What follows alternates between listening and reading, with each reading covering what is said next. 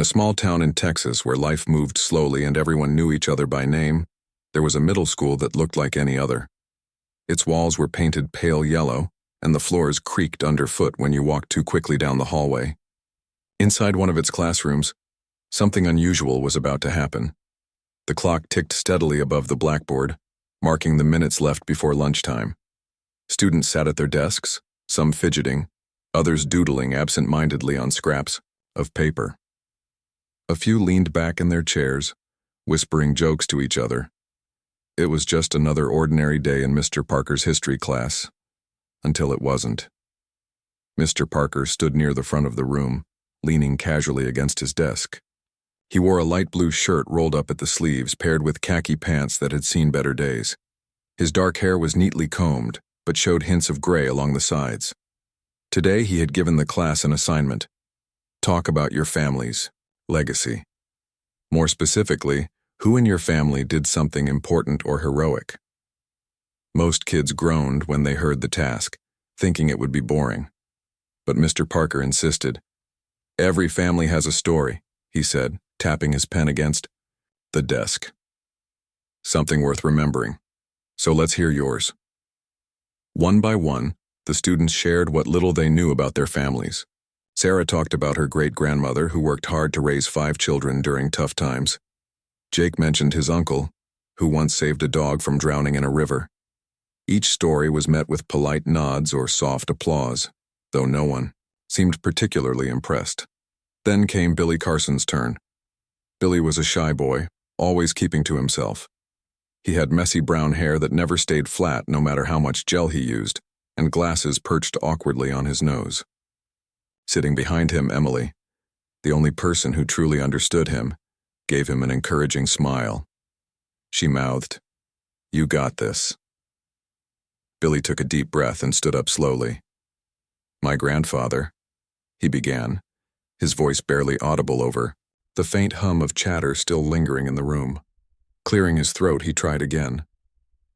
"My grandfather was friends with Chuck Norris." For a moment, silence fell over the classroom. Then someone snickered. Another student covered their mouth to stifle a laugh. Soon the entire room erupted into giggles, and even Mr. Parker couldn't help but smirk. "Chuck Norris?" Mr. Parker repeated, raising an eyebrow. "The Chuck Norris? You mean the guy from all those action movies? The one people joke about being unstoppable?" Billy nodded, clutching the old silver medallion tightly in his hand.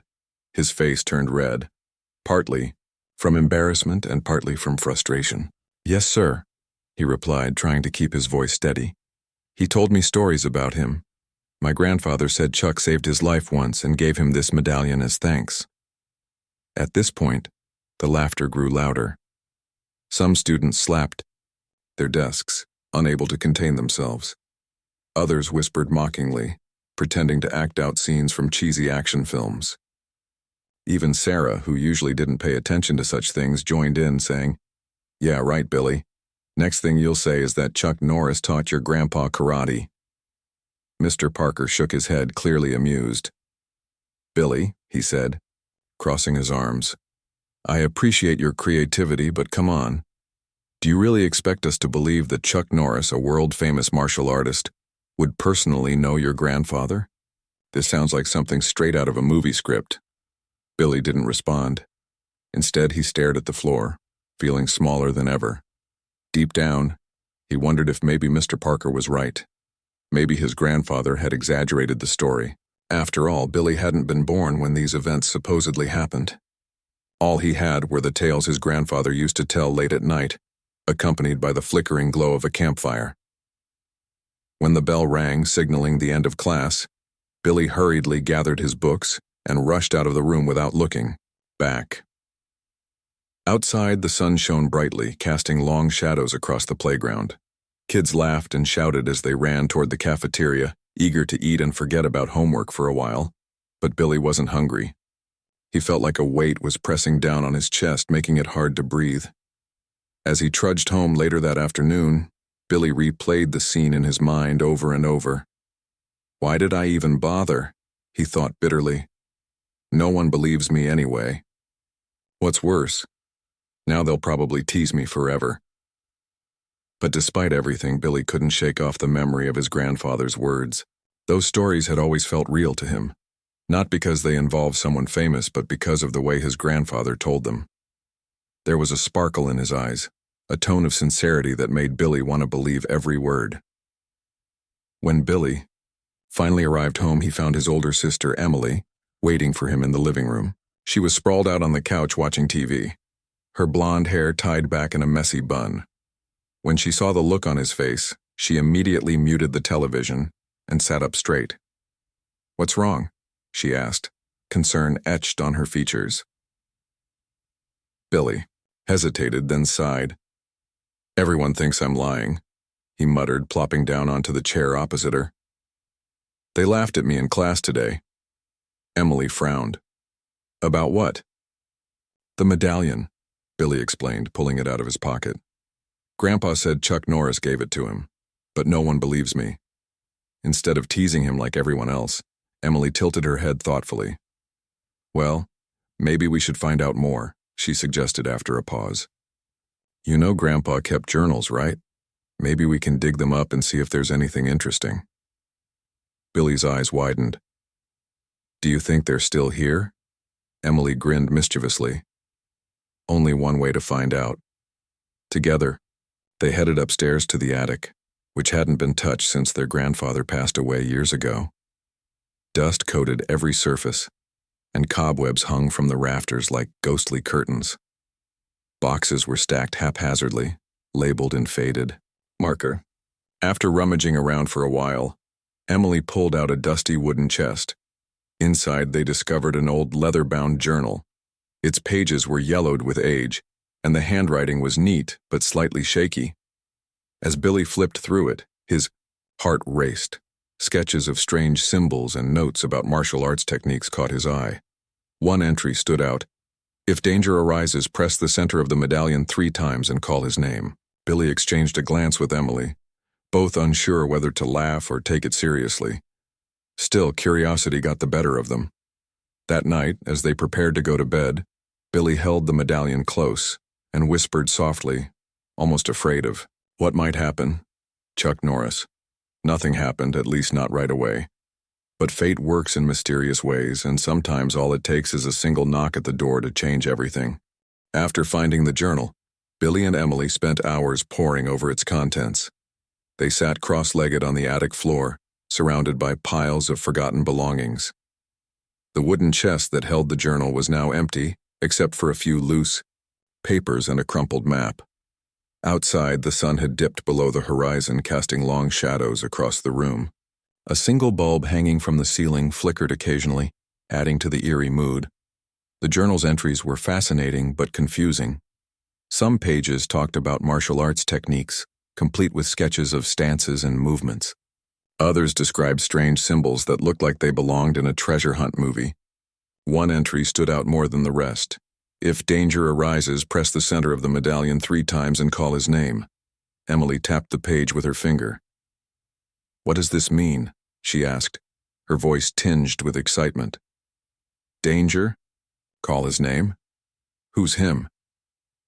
Billy hesitated, glancing at the silver medallion resting beside him.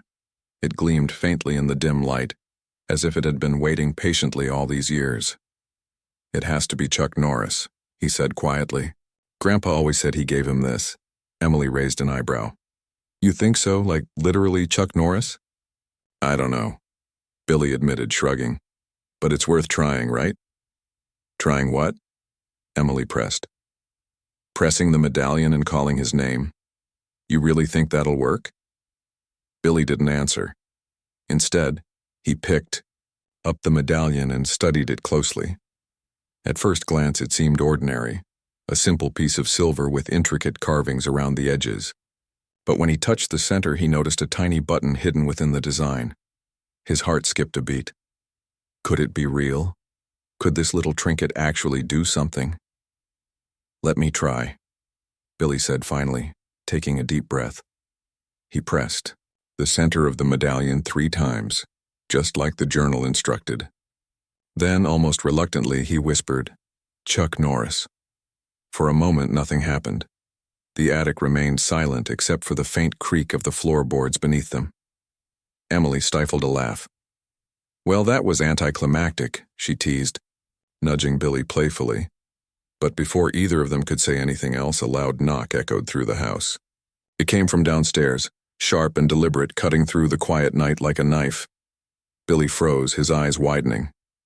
Emily scrambled to her feet, brushing dust off her jeans. Who could that be? She muttered, glancing toward the door. It's late. No one comes over this late.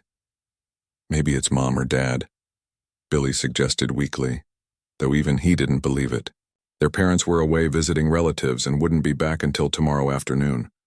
Another knock sounded, louder this time. Whoever, or whatever, it wasn't going away.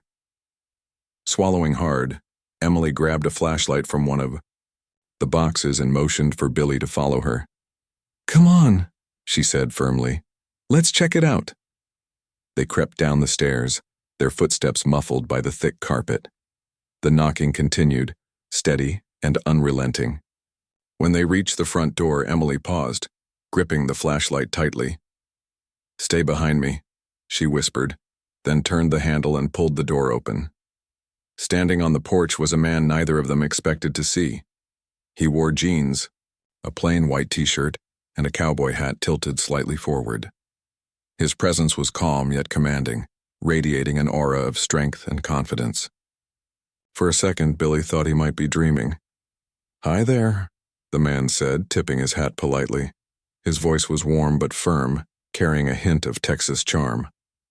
I heard my name. Billy's jaw dropped. Chuck Norris? He stammered, unable to believe his eyes. That's me, Chuck replied with a small smile, stepping inside without waiting for an invitation. He nodded at Emily, who stood frozen in shock. And you must be Billy's sister. Yeah, Emily managed to say, still clutching the flashlight like a lifeline. Why are you? Before she could finish, Chuck cut her off gently. Your grandfather was a good man, he said, turning his attention to Billy. He helped me once when I needed it most, and now it seems fate has brought me here again. Emily blinked, struggling to process what was happening. Wait, she blurted out. Are you saying our grandpa actually knew you? Like, for real? For real, Chuck confirmed, his expression softening. We shared some adventures back in the day, adventures that aren't quite finished yet. What do you mean? Billy asked, his voice trembling with anticipation. Chuck glanced around the room as if checking for eavesdroppers. There's a reason your grandfather kept that medallion safe, he explained. It's part of a mission to protect humanity from a hidden threat. And judging by the fact that I'm standing here tonight, it looks like that threat isn't gone yet. As if on cue, the house suddenly shook violently. The lights flickered, plunging the living room into darkness. Emily gasped, nearly dropping the flashlight. Billy instinctively grabbed hold of Chuck's arm, seeking reassurance. Outside, ominous figures emerged from the shadows. Their eyes glowed faintly, unnatural and menacing. They moved silently, surrounding the house like predators closing in on their prey. We need to move, Chuck said sharply, snapping into action. He ushered Billy and Emily toward the kitchen, where a narrow hallway led to the basement. Stay close to me. But what's happening? Emily demanded, her voice rising in panic. Who are those people? They're not people, Chuck replied grimly. They're agents of the Void Collective, an ancient organization bent on using forbidden knowledge for destruction. Your grandfather and I stopped them once, but they've returned seeking revenge. Reaching the basement door, Chuck paused and turned to face the siblings. Listen carefully, he said, his tone urgent. This won't be easy, but we can get through it together. Trust me and trust yourselves. Billy nodded, clutching the medallion tightly. Emily swallowed hard, gripping the flashlight like a weapon. Together they descended into the darkness, following Chuck deeper into the unknown. The basement was cold and damp, lined with shelves stacked high with canned goods and tools. Chuck quickly scanned the area, his sharp eyes missing nothing. There's a secret passageway here somewhere, he muttered under his breath. Your grandfather mentioned it in his letters. Letters? Billy asked, surprised. What, letters? The ones he sent me after our last encounter, Chuck explained, running his fingers along the wall. He said he built escape routes in case anyone ever came looking for the medallion. Sure enough, after a few moments of searching, Chuck found what he was looking for. A small lever hidden behind a stack of old blankets. With a firm tug, a section of the wall slid open, revealing a narrow tunnel leading underground. This way, Chuck ordered, motioning for them to follow. We don't have much time. As they entered the tunnel, the sound of footsteps echoed above them. The agents were inside the house now, moving quickly. Billy's heart pounded in his chest as he ran alongside Emily, the beam of the flashlight, bouncing wildly ahead of them. Chuck stayed close, keeping watch for any signs of danger. Despite the chaos, Billy couldn't help but feel a spark of hope. For years, he doubted his grandfather's stories, thinking they were just tall tales meant to entertain. But now, standing shoulder to shoulder with Chuck Norris himself, he realized how wrong he'd been. His grandfather's legacy wasn't just a collection of memories. It was a call to action. Up ahead, the tunnel opened into a larger chamber. Old crates and barrels lined the walls, covered in layers of dust. In the center of the room stood a pedestal, atop which rested an object, wrapped in cloth. That's it, Chuck said, his voice low. The sword. Billy stepped forward cautiously, unwrapping the cloth to reveal a gleaming blade engraved with the same symbols from the journal. It felt heavy in his hands, yet strangely familiar, as if it had been waiting for him all along. This is what we need to defeat them, Chuck explained. But getting it won't be easy. The Void Collective will stop at nothing to claim it. As if on cue, the ground trembled beneath their feet. Dust rained down from the ceiling, signaling that their pursuers were close. Chuck placed a reassuring hand on Billy's shoulder. Remember, he said firmly, true strength comes from within. Believe in yourself, and you'll find the courage to face whatever comes next. With those words, Chuck led them onward, ready to confront the danger head-on. Whatever lay ahead, Billy knew one thing for certain.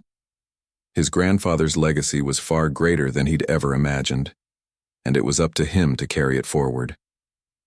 The underground chamber was cold and damp, the air thick with the scent of earth and decay. Shadows danced along the walls as Emily's flashlight beam swept across the space, revealing old crates stacked haphazardly and cobwebs clinging to every corner. At the center of the room stood a stone pedestal, weathered but sturdy, holding an object wrapped in faded cloth. It seemed to radiate an aura of importance, drawing all eyes toward it. Billy hesitated for a moment before stepping forward.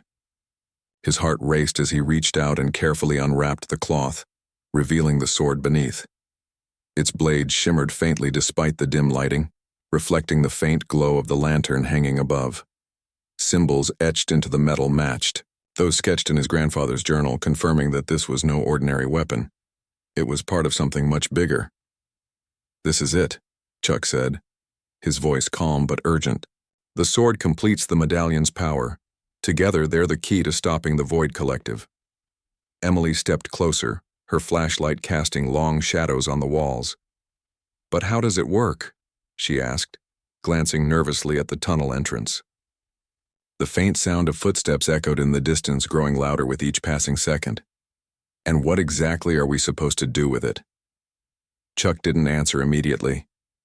Instead, he scanned the room, his sharp eyes missing nothing. First, we need to get out of here alive, he said finally. Then I'll explain everything. Before anyone could respond, the ground trembled violently. Dust rained down from the ceiling, and the distant footsteps turned into pounding echoes. The agents of the Void Collective had found them. Stay close, Chuck barked, moving swiftly to position himself between the siblings and the tunnel. He pulled a small device from his pocket, a compact walkie-talkie, and pressed a button. Static crackled briefly before a voice came through. This is Carter. Go ahead, Chuck. We've got company, Chuck replied tersely. Send back up to the south exit. We're heading there now. Copy that, the voice responded. Backup, en route? Turning back to Billy and Emily, Chuck gestured toward the opposite end of the chamber. There's another way out over there. Move quickly, but stay quiet. Billy gripped the sword tightly, feeling its weight in his hands. Despite his fear, he couldn't shake the sense that this moment, this responsibility, was somehow meant for him. His grandfather had left these artifacts behind for a reason, and now it was up to Billy to carry the torch. The trio moved cautiously through the chamber, their footsteps muffled by the dirt floor. As they approached the far wall, Chuck pushed aside a heavy wooden plank, revealing a narrow passageway leading upward. Cool night air wafted down, carrying the promise of escape. Just as they began climbing, the first agent appeared at the tunnel entrance. His glowing eyes pierced the darkness, locking onto them instantly. With a guttural growl, he lunged forward, followed by two others. "Go!" Chuck shouted, spinning around to face the attackers. Without hesitation, he delivered a swift kick to the nearest agent, sending him sprawling backward. Another lunged at him, only to be met with a precise punch that sent him crashing into the wall. Billy froze for a split second, watching in awe as Chuck fought with effortless precision. But then Emily grabbed his arm, pulling him forward. "Come on," she urged. "We can't just stand here." Snapping out of his daze, Billy scrambled after her, clutching the sword tightly. They reached the top of the passageway, emerging into the cool night air. The forest stretched out before them, dense and shadowy under the light of a full moon. Chuck joined them moments later, breathing heavily, but otherwise unharmed. "Keep moving," he instructed, nodding toward a narrow trail winding through the trees. "They won't give up easily." As they ran deeper into the woods, Emily glanced over her shoulder, her flashlight beam cutting through the darkness. "How many more are there?" she asked, her voice trembling slightly.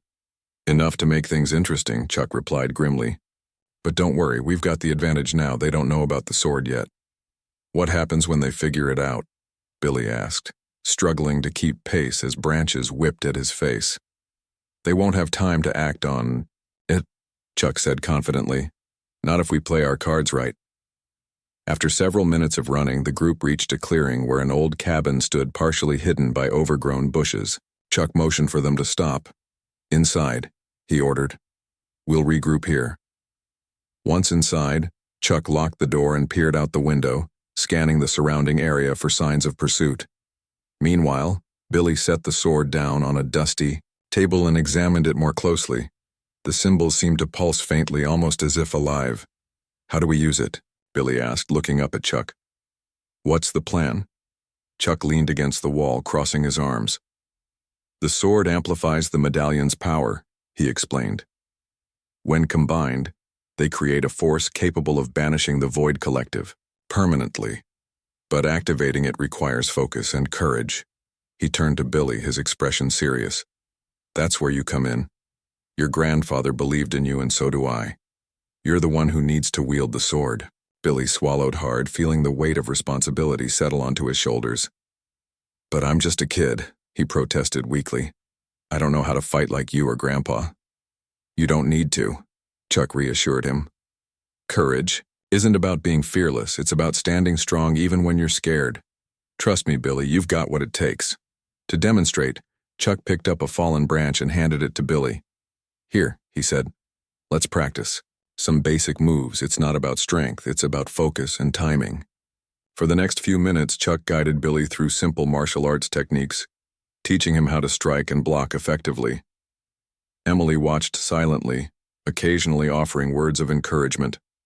Though Billy stumbled at first, he gradually began to find his rhythm, channeling his nervous energy into purposeful action. By the time they finished, the sound of footsteps could be heard approaching the cabin. Chuck glanced out the window again, his jaw tightening. "They're here," he said quietly. "Get ready." Outside, the agents of the Void Collective emerged from the shadows, their glowing eyes scanning the area.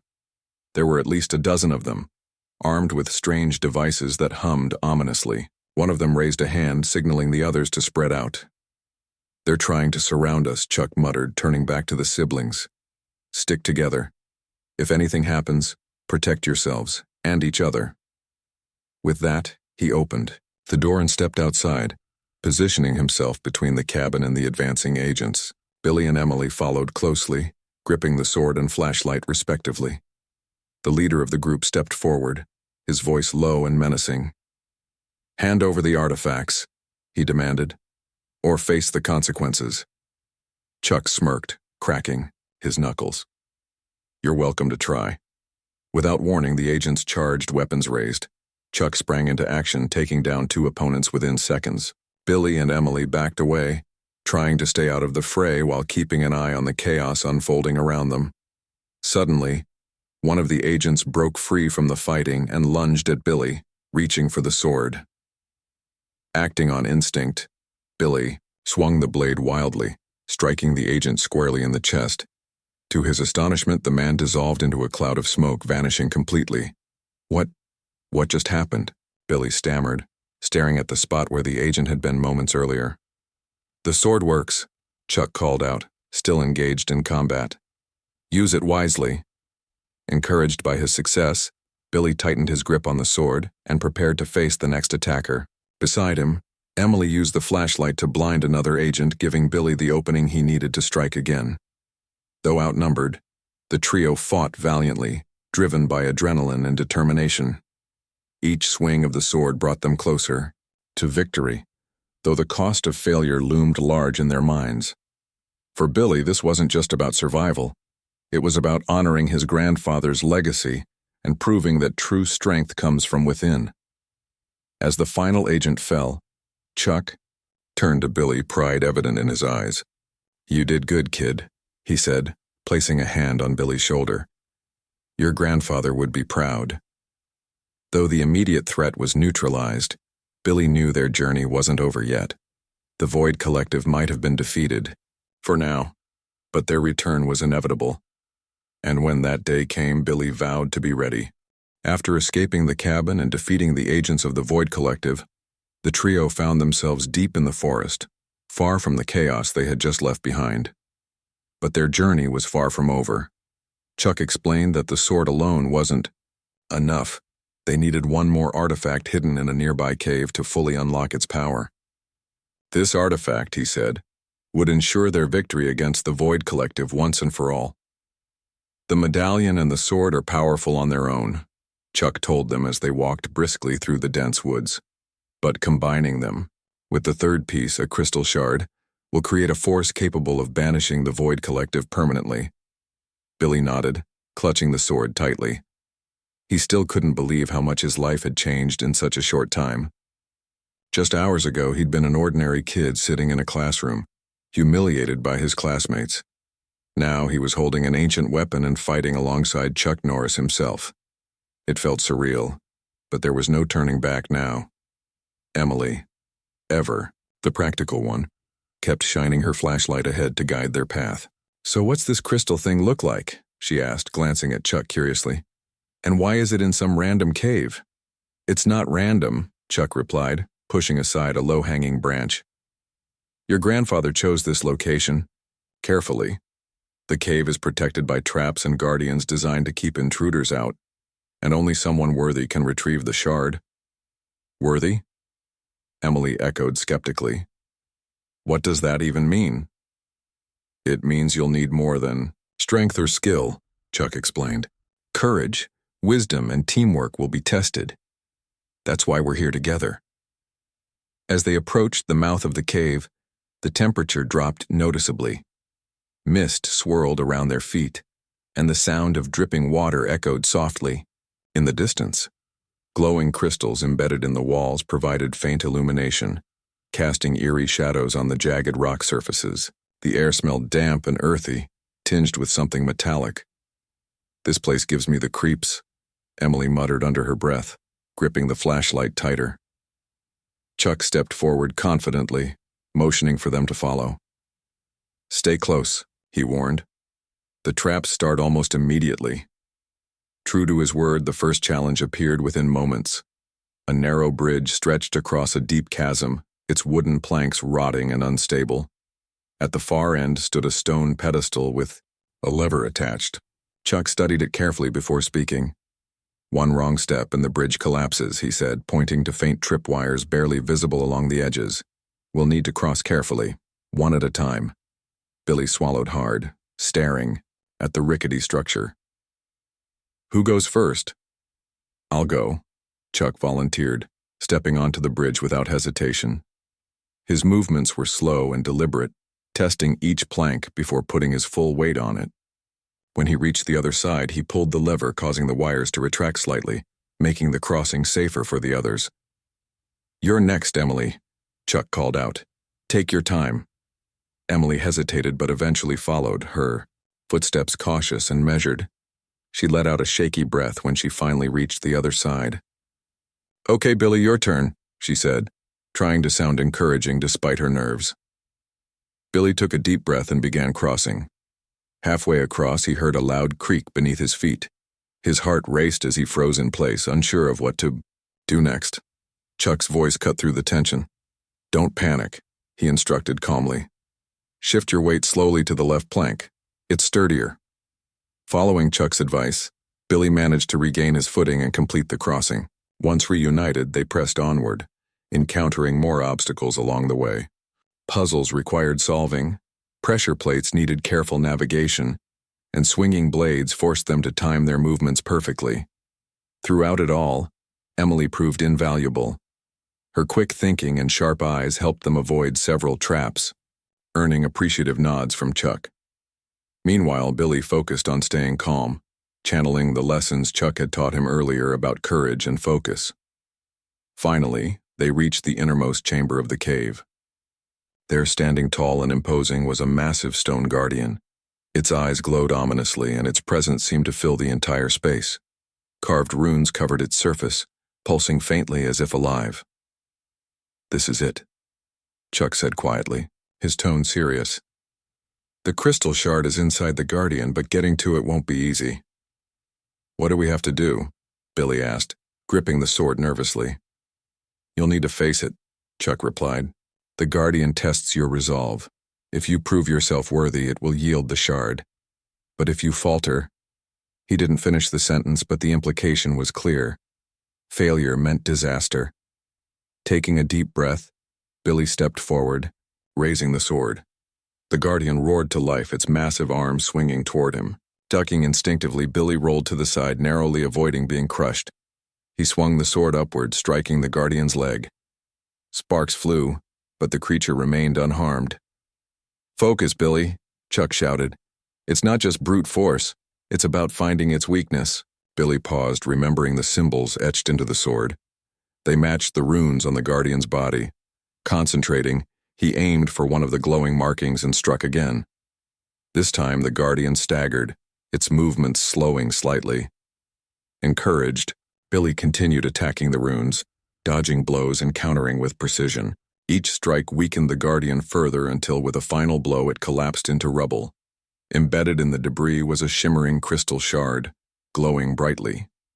We did it, Emily exclaimed, rushing forward to pick it up. But as soon as she touched it, alarms blared throughout the cave. They're coming, Chuck warned, spinning around to face the entrance. Sure enough, the agents of the Void Collective had tracked them down, their glowing eyes visible in the distance. There's no time to waste, Chuck said urgently. Combine the artifacts now.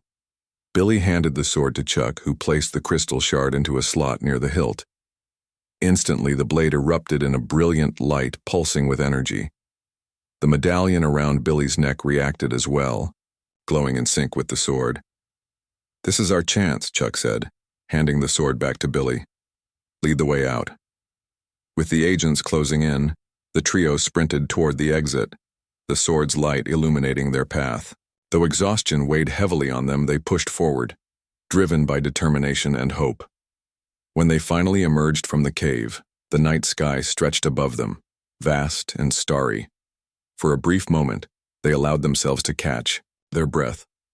But they knew the battle wasn't over yet. The Void Collective was still out there, and the artifact's true power had yet to be unleashed. Chuck placed a reassuring hand on Billy's shoulder. You've done incredible work tonight, he said. But remember, the hardest part is still ahead. Are you ready? Billy nodded firmly, gripping the sword tightly. Whatever came next, he was prepared to face it head-on. After all, he carried not only the sword and medallion, but also the legacy of his grandfather, and the unwavering belief that true strength comes from within.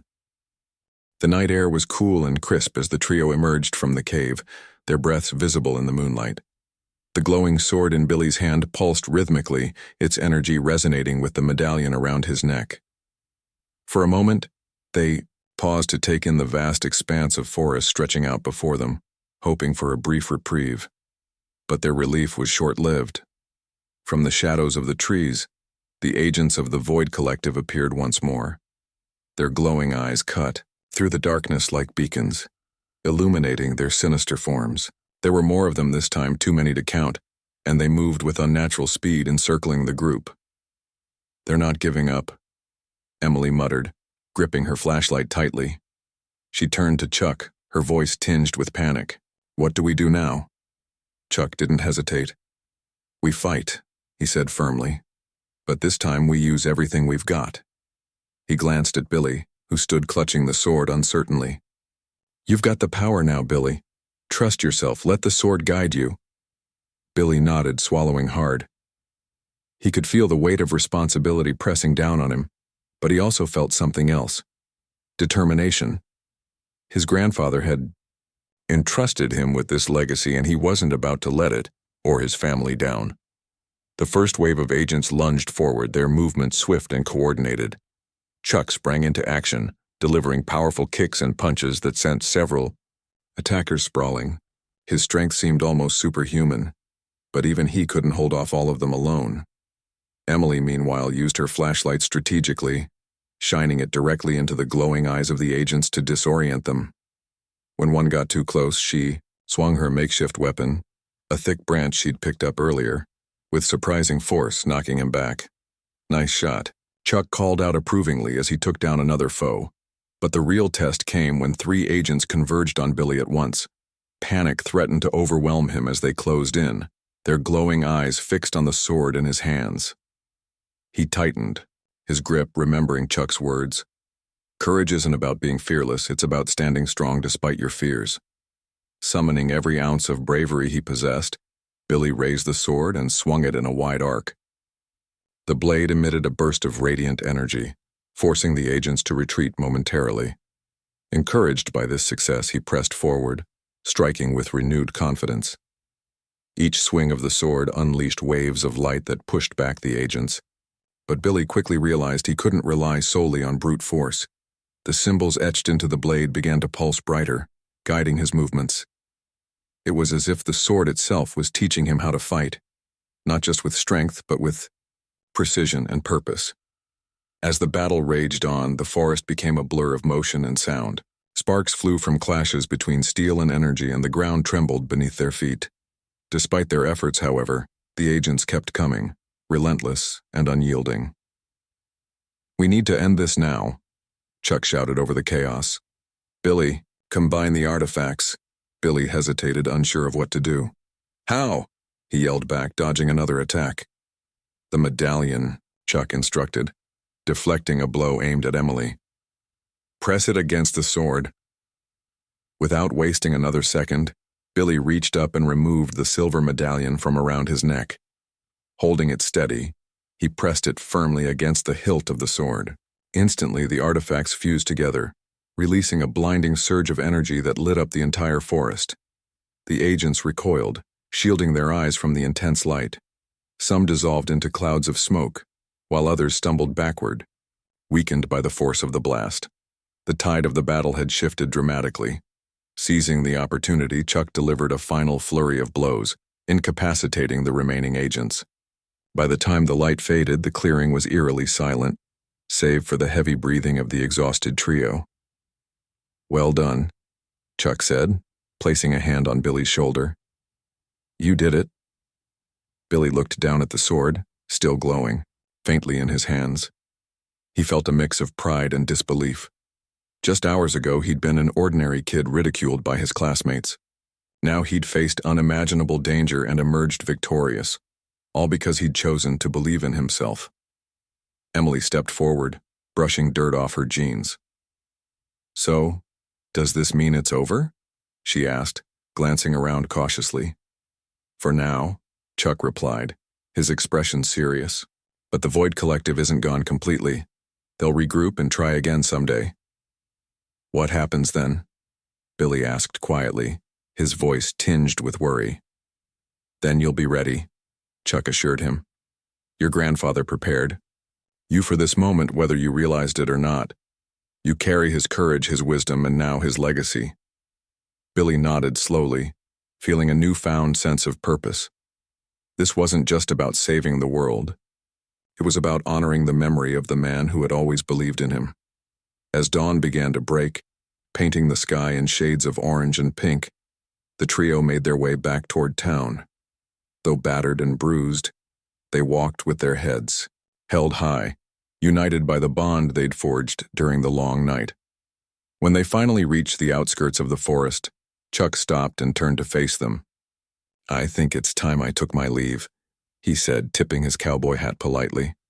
But remember, true strength comes from within. Believe in yourselves, and you'll find the courage to face whatever challenges lie ahead. Before either of them could respond, Chuck gave a small wave and disappeared into the trees, leaving Billy and Emily alone. Well, Emily said after a moment, breaking the silence. That was insane. Billy chuckled weakly, shaking his head. Yeah, insane. But you were amazing, she added, smiling at him.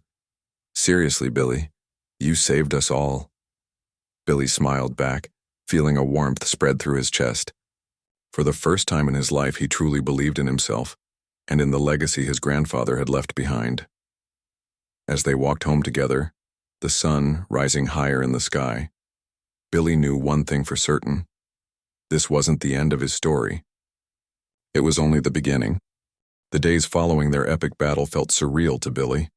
Life seemed to return to normal, or at least as normal as it could be after fighting alongside Chuck Norris and wielding an ancient sword. Emily teased him relentlessly about becoming the chosen one. But there was no denying the change in Billy himself. He walked taller, spoke with more confidence, and carried himself like someone who had faced impossible odds and won. Still, there was one thing that lingered in the back of his mind: school, specifically Mr. Parker's history class. After all, it was there that everything had started, with laughter and ridicule over his claim about his grandfather's friendship with Chuck Norris. Now, armed with proof and experience, Billy wondered how things would play out when he returned. When Monday morning finally arrived, Billy hesitated outside the classroom door.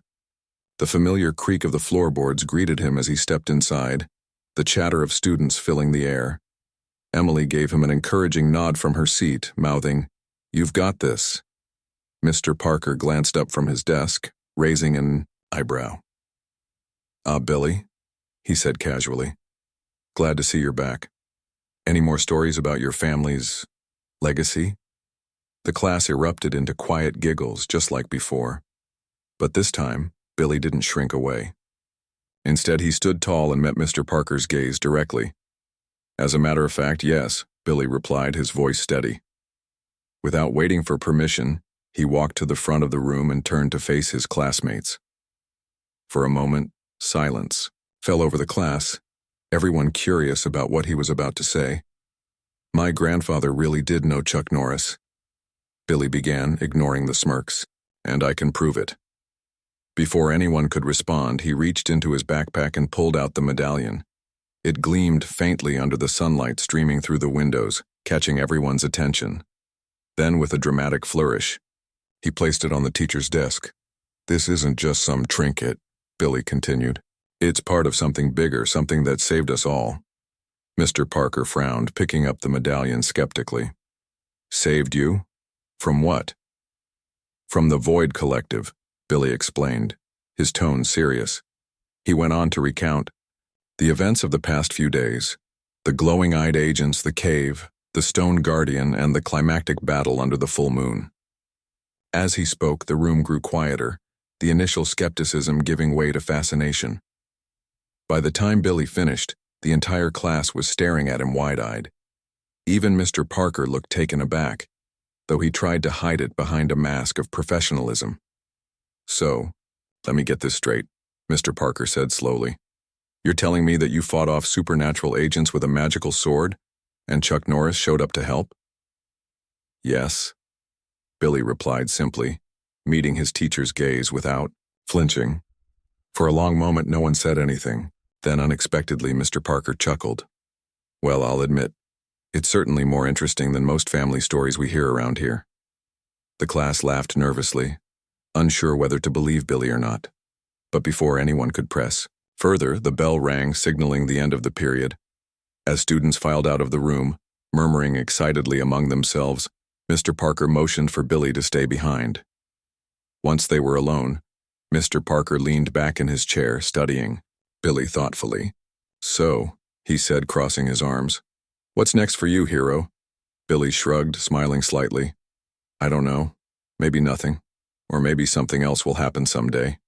All I know is, my grandfather believed in me, and now I believe in myself. Mr. Parker nodded, his expression softening. That's good enough for me, he said finally. And hey, if any of that story turns out to be true, you'll have to bring Chuck Norris to career day. Billy grinned, feeling a weight lift off his shoulders. For the first time, he didn't care whether people believed him or not. What mattered was that he knew the truth, and that he'd honored his grandfather's legacy. Later that evening, Billy sat in his room, examining the sword and medallion one last time. They had grown quiet since the battle, their glow dimming as if sensing their work was done. Carefully, he wrapped them in cloth and placed them back in the wooden chest where they belonged. As he closed the lid, Emily poked her head into the room. Hey, she said, leaning against the doorframe. Feeling okay? Yeah, Billy replied, sitting back on his heels. Just thinking about everything that happened. Emily smiled. You were pretty amazing out there, you know. Like superhero level amazing. Billy laughed softly. Thanks. But honestly, I couldn't have done it without you. Or Grandpa's stories. Well, I think he'd be proud, Emily said sincerely. Really proud. They sat in comfortable silence for a while, reflecting on everything they'd been through. Though the immediate danger had passed, Billy knew their lives would never be the same. They had faced the unknown and emerged stronger for it. As the sun set outside, casting golden light across the room, Billy felt a deep sense of peace. His grandfather's legacy wasn't just about bravery or adventure. It was about believing in yourself even when others doubted you.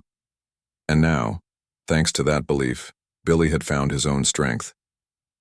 He didn't know what the future held, but one thing was certain: whatever came next, he was ready.